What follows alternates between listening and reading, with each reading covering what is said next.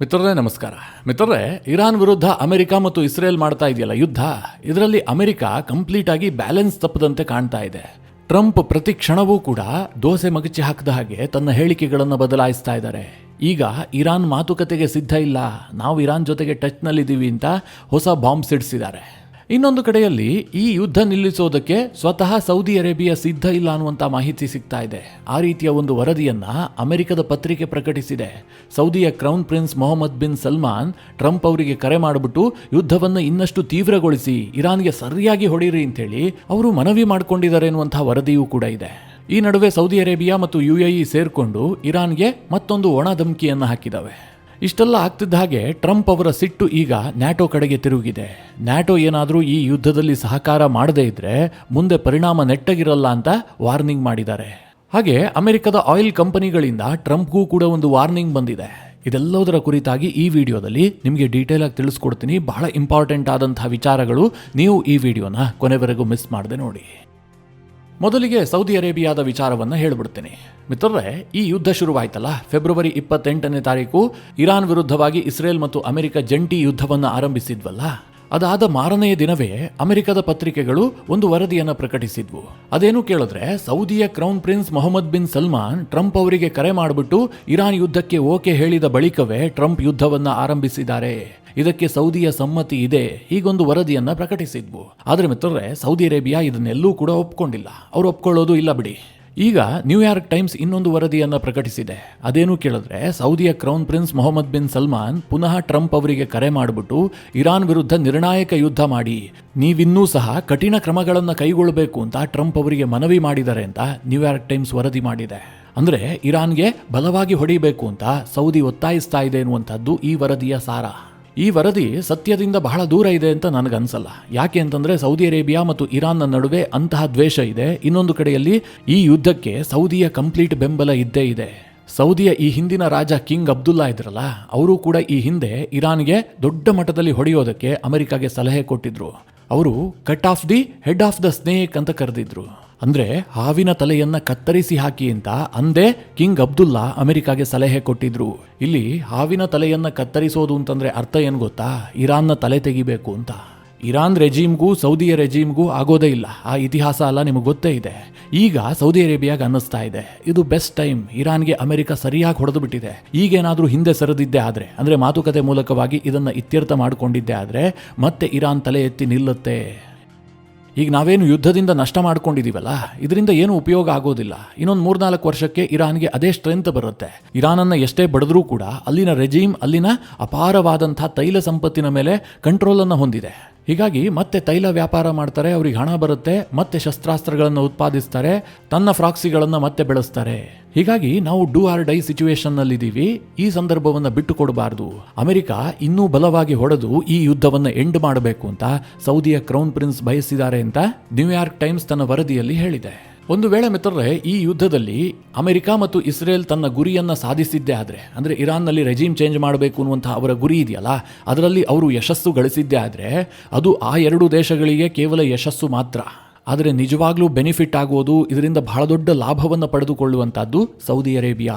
Saudi Arabia ರೀಜನಲ್ಲಿ ಸಿಕ್ಕಾಪಟ್ಟೆ powerful ಆಗುತ್ತೆ. ಅವರಿಗೆ ಇನ್ನೊಂದು ಪೈಪೋಟಿಯೇ ಇಲ್ಲದಂತಾಗುತ್ತೆ. ಇರಾನ್ನಲ್ಲಿ ಬರುವಂತಹ ಹೊಸ ಸರ್ಕಾರ ಸಹಜವಾಗಿ ಸೌದಿಯ ಜೊತೆಗೆ ಉತ್ತಮ ಸಂಬಂಧವನ್ನು ಇಟ್ಟುಕೊಂಡಿರುತ್ತೆ. ಯಾಕೆಂತಂದ್ರೆ ಅದು ಅಮೆರಿಕದ ಕೈಗೊಂಬೆ ಸರ್ಕಾರ ಆಗಿರುತ್ತಲ್ವಾ. ಹಾಗಾಗಿ ಮತ್ತೆ ಸೌದಿ ಅರೇಬಿಯಾಗೆ ಇಡೀ ಇಸ್ಲಾಮಿಕ್ ವರ್ಲ್ಡ್ನಲ್ಲಿ ನಾನೇ ಅನಭಿಷಕ್ತ ದೊರೆ ಅಂತ ಪುನರ್ ಪ್ರತಿಷ್ಠಾಪನೆ ಆದಂತಾಗತ್ತೆ. ಹೀಗಾಗಿ ಈ ಯುದ್ಧಕ್ಕೆ ಸೌದಿಯ ಕ್ರೌನ್ ಪ್ರಿನ್ಸ್ ಅವರ ಪೂರ್ಣ ಬೆಂಬಲ ಇದೆ. ಅವರಿನ್ನೂ ಕೂಡ ಯುದ್ಧವನ್ನು ಮುಂದುವರಿಸೋದಕ್ಕೆ ಬಯಸ್ತಾ ಇದ್ದಾರೆ ಎನ್ನುವಂಥ ವರದಿಗಳಿದಾವಲ್ಲ, ಇದರಲ್ಲಿ ಸ್ವಲ್ಪ ನಿಜಾಂಶ ಇದ್ದಂತೆ ಕಂಡು ಬರ್ತಾ ಇದೆ. ಇನ್ನು ಈ ಯುದ್ಧದಲ್ಲಿ ಭಾರಿ ನಷ್ಟವನ್ನು ಅನುಭವಿಸ್ತಾ ಇರೋದು ಮಾತ್ರ UAE ದೇಶ. ಯುನೈಟೆಡ್ ಅರಬ್ ಎಮಿರೇಟ್ಸ್ಗೆ ಮೇಲಿಂದ ಮೇಲೆ ಹಾನಿ ಆಗ್ತಾ ಇದೆ. ಈಗಾಗಲೇ ಇರಾನ್ ದಾಳಿ ಮಾಡಿದ್ರಿಂದಾಗಿ ಫುಜೈರಾ ಬಂದರನ್ನ ತಾತ್ಕಾಲಿಕವಾಗಿ ಸ್ಥಗಿತಗೊಳಿಸಿದ್ರು. ಇದರಿಂದಾಗಿ UAEಯ ಆಯಿಲ್ ಮತ್ತು ಗ್ಯಾಸ್ನ ಎಕ್ಸ್ಪೋರ್ಟ್ಗೆ ಬಹಳ ದೊಡ್ಡ ಹೊಡೆತ ಬಿದ್ದಿದೆ. ಈಗ ಮಿತ್ರರೇ, ಇವತ್ತು ದುಬೈ ಏರ್ಪೋರ್ಟ್ ಅನ್ನು ಕೂಡ ಮತ್ತೆ ತಾತ್ಕಾಲಿಕವಾಗಿ ಸ್ಥಗಿತಗೊಳಿಸಿದ್ದಾರೆ. ಯಾಕೆಂತಂದ್ರೆ ಇರಾನ್ನಿಂದ ಮತ್ತೊಂದು ಡ್ರೋನ್ ಅಟ್ಯಾಕ್ ಆಗಿದೆ. ಈ ಬಗ್ಗೆ UAEಯ ಸರ್ಕಾರ ಜನರಿಗೆ ಮನವಿ ಮಾಡಿಕೊಂಡಿದೆ. ದುಬೈಗೆ ಬರುವಂತಹ ಮತ್ತು ಇಲ್ಲಿಂದ ಹೊರಡುವಂತಹ ಎಲ್ಲಾ ವಿಮಾನಗಳನ್ನು ತಾತ್ಕಾಲಿಕವಾಗಿ ಸ್ಥಗಿತಗೊಳಿಸಲಾಗಿದೆ. ಪ್ರಯಾಣಿಕರು ಸದ್ಯಕ್ಕೆ ವಿಮಾನ ನಿಲ್ದಾಣದ ಕಡೆಗೆ ಬರಬೇಡಿ. ಮುಂದೆ ವಿಮಾನಯಾನ ಕಾರ್ಯಾರಂಭವಾಗುವ ವೇಳೆಗೆ ನಾವೇ ತಿಳಿಸ್ತೀವಿ. ಅಲ್ಲಿಯವರೆಗೂ ಯಾರು ಕೂಡ ಏರ್ಪೋರ್ಟ್ ಕಡೆಗೆ ಬರಬೇಡಿ ಅಂತ ದುಬೈನ ಆಡಳಿತ ಜನರಿಗೆ ಮನವಿ ಮಾಡಿಕೊಂಡಿದೆ. ಈ ನಡುವೆ ಸೌದಿಯ crown prince Mohammed bin Salman ಹಾಗೂ ಯುಎಇಯ ಅಧ್ಯಕ್ಷರಾಗಿರುವಂತಹ Mohammed bin Zayed Al Nahyan ಯುದ್ಧದ ಹಿನ್ನೆಲೆಯಲ್ಲಿ ಇಬ್ಬರೂ ನಾಯಕರು ಪರಸ್ಪರ ಫೋನ್ನಲ್ಲಿ ಮಾತುಕತೆಯನ್ನು ನಡೆಸಿದ್ದಾರೆ. ಇದಾದ ಬಳಿಕ ಇರಾನ್ಗೆ ಕಠಿಣ ಸಂದೇಶವನ್ನು ರವಾನಿಸಲಾಗಿದೆ ಅಂತ ಮಾಧ್ಯಮಗಳು ವರದಿ ಮಾಡಿದವೆ. ಇರಾನ್ ಗಲ್ಫ್ ರಾಷ್ಟ್ರಗಳ ಮೇಲೆ ಈ ರೀತಿಯಾಗಿ ದಾಳಿಯನ್ನು ಮುಂದುವರೆಸಿದ್ದೇ ಆದ್ರೆ ಉದ್ವಿಗ್ನತೆ ಇನ್ನಷ್ಟು ಜಾಸ್ತಿ ಆಗತ್ತೆ. ಇದಕ್ಕೆ ಇರಾನ್ ಭಾರಿ ಬೆಲೆ ತೆರಬೇಕಾಗಬಹುದು ಹೀಗಂತ ಇಬ್ಬರೂ ನಾಯಕರು ಎಚ್ಚರಿಸಿದ್ದಾರೆ. ಈ ಹಿಂದೆ ಕೆಲವರು ಪ್ರಶ್ನೆ ಕೇಳಿದ್ರು, ಈ ಜಿಸಿಸಿಯ ನಾಯಕರುಗಳು ಕೇವಲ ಎಚ್ಚರಿಕೆಯನ್ನ ಮಾತ್ರ ಕೊಡ್ತಾ ಇದ್ದಾರೆ. ಈ ಸೌದಿ ಅರೇಬಿಯಾ ಇರಬಹುದು, ಯುಎಇ ಇರಬಹುದು, ಇವರ ಬಳಿಯಲ್ಲೂ ಕೂಡ ಸೇನೆ ಇದೆ. ಇವರು ಕೇವಲ ಡಿಫೆನ್ಸಿವ್ ಆಗಿ ಮಾತ್ರ ಇದ್ದಾರೆ, ಯಾಕೆ ಅಫೆನ್ಸಿವ್ ಆಗಿ ಆಗ್ತಾ ಇಲ್ಲ? ಇರಾನ್ ಅಷ್ಟೆಲ್ಲ ದಾಳಿ ಮಾಡಿದ್ರೂ ಕೂಡ ಇವ್ರು ಯಾಕೆ ಸಹಿಸಿಕೊಳ್ತಾ ಇದ್ದಾರೆ ಅಂತ. ಮಿತ್ರರೇ, ಇವ್ರು ಯಾರೂ ಕೂಡ ನೇರವಾಗಿ ಯುದ್ಧದಲ್ಲಿ ಇಳಿಯುವಂತಹ ಸಾಧ್ಯತೆಗಳು ಬಹಳ ಕ್ಷೀಣ ಇದೆ. ಒಂದು ವೇಳೆ ಈ ಸೌದಿ ಅರೇಬಿಯಾ ಆಗಿರಬಹುದು ಅಥವಾ ಯುಎಇ ಆಗಿರಬಹುದು ನೇರವಾಗಿ ಯುದ್ಧದಲ್ಲಿ ಭಾಗಿಯಾಗಿದ್ದೇ ಆದ್ರೆ ತಕ್ಷಣದಲ್ಲಿ ಇರಾನ್ ಮಾಡುವಂತಹ ದಾಳಿಯ ಪ್ರಮಾಣ ಇನ್ನಷ್ಟು ಜಾಸ್ತಿ ಆಗಬಹುದು. ಇವರ ಟೋಟಲ್ ವ್ಯಾಪಾರ ವ್ಯವಹಾರ ಎಲ್ಲವೂ ಕೂಡ ಬಂದಾಗತ್ತೆ. ಈ ದೇಶಗಳಿಗೆ ಕಳ್ಕೊಳ್ಳೋದಕ್ಕೆ ಬೇಕಾದಷ್ಟಿದೆ. ಇರಾನ್ಗೆ ಇನ್ನೇನೂ ಕೂಡ ಉಳಿದಿಲ್ಲ. ಅವರು ಮನಸೋ ಇಚ್ಛೆ ದಾಳಿ ಮಾಡಿಬಿಡ್ತಾರೆ. ಈ ಒಂದು ಆತಂಕದಲ್ಲೇ ಇವರು ನೇರವಾಗಿ ಯುದ್ಧದಲ್ಲಿ ಭಾಗಿಯಾಗ್ತಾ ಇಲ್ಲ. ಅಮೆರಿಕ ಏನ್ ಮಾಡುತ್ತೋ ಮಾಡ್ಲಿ, ಅದಕ್ಕೆ ನಾವು ಬ್ಯಾಕ್ ಎಂಡ್ ನಲ್ಲಿ ಸಪೋರ್ಟ್ ಮಾಡೋಣ ಅನ್ನುವಂತಹ ಮನಸ್ಥಿತಿಯಲ್ಲಿ ಈ ರಾಷ್ಟ್ರಗಳಿದ್ದಾವೆ. ಇನ್ನು ಈ ಯುದ್ಧದ ವಿಚಾರದಲ್ಲಿ ಟ್ರಂಪ್ ಅವರ ಉಲ್ಟಾಪಲ್ಟಾ ಸ್ಟೇಟ್ಮೆಂಟ್ ಅಂತೂ ಲೆಕ್ಕ ಇಲ್ಲದಷ್ಟು ಬರ್ತಾ ಇದೆ. ದಿನಕ್ಕೆ 10 ಬಾರಿ 10 ರೀತಿಯಲ್ಲಿ ಸ್ಟೇಟ್ಮೆಂಟ್ ಕೊಡ್ತಾರೆ. ಇದುವರೆಗೆ ಟ್ರಂಪ್ ಏನು ಹೇಳ್ತಾ ಇದ್ರು, ಇರಾನ್ ಮಾತುಕತೆಗೆ ಯತ್ನ ಮಾಡ್ತಾ ಇದೆ, ನಾವು ಸಿದ್ಧ ಇಲ್ಲ, ನಾವೇನು ಮಾತುಕತೆ ಮಾಡೋದಿಲ್ಲ, ಈ ಯುದ್ಧವನ್ನು ಅಂತ್ಯ ಮಾಡೋದಿಲ್ಲ ಅಂತ. ಆದರೆ ಇವತ್ತು ಅದಕ್ಕೆ ತದ್ವಿರುದ್ಧವಾದಂಥ ಇನ್ನೊಂದು ಸ್ಟೇಟ್ಮೆಂಟ್ ಕೊಟ್ಟಿದ್ದಾರೆ. ಇರಾನ್ ಮಾತುಕತೆಗೆ ಇನ್ನೂ ಕೂಡ ಸಿದ್ಧವಾಗಿಲ್ಲ. ಅಮೆರಿಕ ಸರ್ಕಾರ ಟಚ್ನಲ್ಲಿದೆ, ಆದರೆ ಇರಾನ್ ಇನ್ನೂ ಕೂಡ ಮಾತುಕತೆಗೆ ಒಪ್ಪುವಂತಹ ಸಾಧ್ಯತೆ ಕಡಿಮೆ ಇದೆ. ಅಮೆರಿಕ ಇಷ್ಟೆಲ್ಲ ದಾಳಿ ಮಾಡಿದ್ರೂ ಕೂಡ ಇರಾನ್ ಮಾತುಕತೆಗೆ ಬರ್ತಾ ಇಲ್ಲ. ಹೀಗಂತ ಪತ್ರಕರ್ತರ ಜೊತೆಗೆ ಏರ್ಫೋರ್ಸ್ 1 ನಲ್ಲಿ ಮಾತನಾಡುವಂತಹ ಸಂದರ್ಭದಲ್ಲಿ ಟ್ರಂಪ್ ಒಂದು ಸ್ಟೇಟ್ಮೆಂಟ್ ಕೊಟ್ಟಿದ್ದಾರೆ. ಇದು ಜಗತ್ತಿಗೆ ಗೊತ್ತಿರುವಂತಹ ವಿಚಾರವೇ. ಇರಾನ್ ಪದೇ ಪದೇ ಹೇಳ್ತಾ ಇದೆ, ನಾವು ಯಾವ ಕಾರಣಕ್ಕೂ ಕೂಡ ಅಮೆರಿಕ ಜೊತೆಗೆ ಮಾತನಾಡೋದಿಲ್ಲ, ಮಾತನಾಡೋದ್ರಲ್ಲಿ ಏನು ಅರ್ಥ ಉಳಿದಿಲ್ಲ. ಅವರು ಈಚೆ ಕಡೆ ಮಾತನಾಡ್ತಾ ಇರ್ತಾರೆ, ಆಚೆ ಕಡೆಯಲ್ಲಿ ಬಂದು ಬಾಂಬ್ ಹಾಕ್ತಾರೆ. ಇಂತಹ ಸಂದರ್ಭದಲ್ಲಿ ಅಮೆರಿಕ ನಮಗೆ ಕೆಲವೊಂದಷ್ಟು ಗ್ಯಾರಂಟಿಗಳನ್ನು ಕೊಡಬೇಕು, ಆಗ ನಾವು ಮುಂದಿನದನ್ನು ಯೋಚನೆ ಮಾಡ್ತೀವಿ ಹೀಗಂತ ಇರಾನ್ ಹೇಳ್ತಾ ಇದೆ. ಅವರು ಕಠಿಣವಾದಂತಹ ಕೆಲ ಷರತ್ತುಗಳನ್ನು ಕೂಡ ವಿಧಿಸಿದ್ದಾರೆ.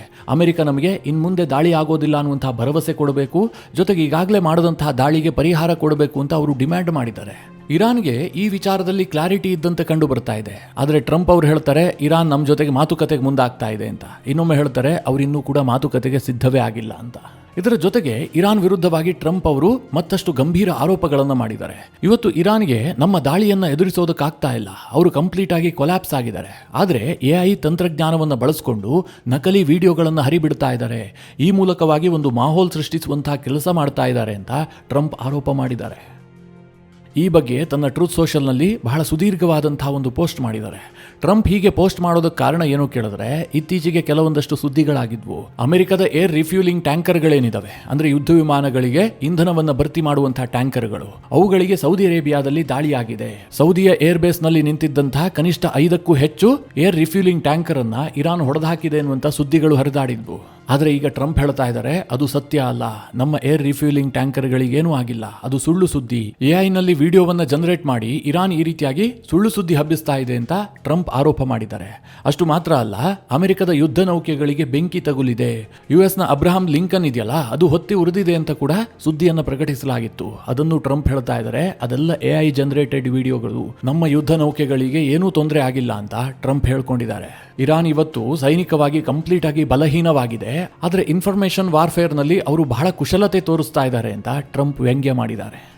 ಈ ನಡುವೆ ಟ್ರಂಪ್ ಅವರ ಸಿಟ್ಟು ನಿಧಾನವಾಗಿ ನ್ಯಾಟೋ ಕಡೆಗೆ ತಿರುಗ್ತಾ ಇದೆ. ನ್ಯಾಟೋಗೆ ಬಹಳ ದೊಡ್ಡ ಎಚ್ಚರಿಕೆ ಕೊಟ್ಟಿದ್ದಾರೆ. ಈ ಸಂದರ್ಭದಲ್ಲಿ ನ್ಯಾಟೋ ನಮಗೆ ಯುದ್ಧದಲ್ಲಿ ಸಹಾಯ ಮಾಡಬೇಕು, ಮುಖ್ಯವಾಗಿ ಎನರ್ಜಿ ರೂಟ್ಗಳನ್ನು ಓಪನ್ ಮಾಡೋದಕ್ಕೆ ನ್ಯಾಟೋ ಮುಂದಾಗಬೇಕು. ಒಂದು ವೇಳೆ ನ್ಯಾಟೋ ಇದಕ್ಕೆ ಸಹಕರಿಸಿಲ್ಲ ಅಂತಾದ್ರೆ ಮುಂದಿನ ದಿನಗಳಲ್ಲಿ ಬಹಳ ದೊಡ್ಡ ಪರಿಣಾಮವನ್ನ ನ್ಯಾಟೋ ಎದುರಿಸಬೇಕಾಗತ್ತೆ. ಭವಿಷ್ಯದಲ್ಲಿ ನ್ಯಾಟೋಗೆ ಬಹಳ ಕೆಟ್ಟ ಪರಿಸ್ಥಿತಿ ಬರಬಹುದು ಅಂತ ಟ್ರಂಪ್ ಎಚ್ಚರಿಸಿದ್ದಾರೆ. ನಿಮಗೆಲ್ಲ ಗೊತ್ತೇ ಇದೆ, ಟ್ರಂಪ್ ಮತ್ತು ನ್ಯಾಟೋದ ನಡುವೆ ಒಂದು ಮುಸುಕಿನ ಗುದ್ದಾಟ ಇದ್ದೇ ಇದೆ. ಈ ಹಿಂದೆ ಗ್ರೀನ್ಲ್ಯಾಂಡ್ ವಿಚಾರದಲ್ಲಿ ಬಹಳ ತೀವ್ರಗೊಂಡಿತ್ತು. ಇನ್ನೇನು ನ್ಯಾಟೋ ಮತ್ತು ಅಮೆರಿಕದ ಸಂಬಂಧ ಮುರಿದೇ ಬಿದ್ದು ಬಿಡುತ್ತೆ ಅನ್ನೋ ಪರಿಸ್ಥಿತಿಯನ್ನು ಕೂಡ ತಲುಪಿತ್ತು. ಈಗ ಇರಾನ್ ಯುದ್ಧದಲ್ಲಿ ನ್ಯಾಟೋದಿಂದ ಟ್ರಂಪ್ ಅವರು ಸಹಕಾರವನ್ನು ಬಯಸಿದ್ರು. ಆದರೆ ನ್ಯಾಟೋ ಇರಾನ್ ಯುದ್ಧಕ್ಕೆ ನೇರವಾಗಿ ಎಂಟ್ರಿ ಆಗೋದಕ್ಕೆ ಇಷ್ಟಪಡ್ತಾ ಇಲ್ಲ. ಇದಕ್ಕೆ ಕಾರಣ ಏನು ಕೇಳಿದ್ರೆ ಯುರೋಪ್ನ ದೇಶಗಳ ಮನಸ್ಥಿತಿ. ಈಗಾಗಲೇ ಯುರೋಪ್ ಒಂದು ಯುದ್ಧವನ್ನು ಎದುರಿಸ್ತಾ ಇದೆ. ಇನ್ನೊಂದು ಯುದ್ಧಕ್ಕೆ ಎಂಟ್ರಿ ಆಗಿದ್ದೆ ಆದರೆ ಇದು ಆರ್ಥಿಕವಾಗಿ ಬಹಳ ದೊಡ್ಡ ಬರ್ಡನ್ ಆಗುತ್ತೆ ಅಂತ ಯುರೋಪ್ನ ರಾಷ್ಟ್ರಗಳು ಹಿಂದೇಟ್ ಹಾಕ್ತಾ ಇದ್ದಾವೆ. ಆದರೆ ಟ್ರಂಪ್ಗೆ ಏನಾಗಿದೆ ಗೊತ್ತಾ, ಹಿಂದೆ ಮುಂದೆ ಯೋಚನೆ ಮಾಡದೆ ಯುದ್ಧದಲ್ಲಿ ಸಿಕ್ಕಾಕೊಂಡ್ಬಿಟ್ಟಿದ್ದಾರೆ. ಈಗ ಹೊರ ಬಂದ್ರೆ ಮರ್ಯಾದೆ ಹೋಗ್ಬಿಡುತ್ತೆ, ತನ್ನ ಈಗೋಗ್ ಹರ್ಟ್ ಆಗುತ್ತೆ. ಹೀಗಾಗಿ ಟ್ರಂಪ್ ನ್ಯಾಟೋ ಕೂಡ ಈ ಯುದ್ಧದಲ್ಲಿ ಭಾಗಿಯಾಗಬೇಕು ಅಂತ ಒತ್ತಾಯ ಮಾಡ್ತಾ ಇದ್ದಾರೆ. ಈಗ ಧಮಕಿಯನ್ನು ಕೂಡ ಹಾಕಿದ್ದಾರೆ.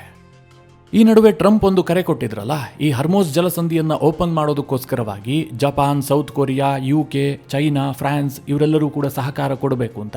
ಇದಕ್ಕೆ ಬೆಂಬಲ ಸಿಗುವಂತಹ ಸಾಧ್ಯತೆಗಳು ಕಡಿಮೆ ಆಗ್ತಾ ಇದೆ. ಜಪಾನ್ ಈಗಾಗಲೇ ಸ್ಪಷ್ಟಪಡಿಸಿದೆ, ನಾವು ನೇರವಾಗಿ ಈ ಯುದ್ಧದಲ್ಲಿ ಭಾಗಿಯಾಗೋದಕ್ಕೆ ಸಾಧ್ಯ ಇಲ್ಲ. ನಮ್ಮ ಕಾನೂನಿನ ಪ್ರಕಾರ ಏನು ಅವಕಾಶಗಳಿದೆಯೋ ಅದನ್ನು ನಾವು ಪರಿಶೀಲಿಸ್ತಾ ಇದ್ದೀವಿ ಅಂತ ಜಪಾನ್ನ ಪ್ರಧಾನಿ ಹೇಳಿದ್ದಾರೆ.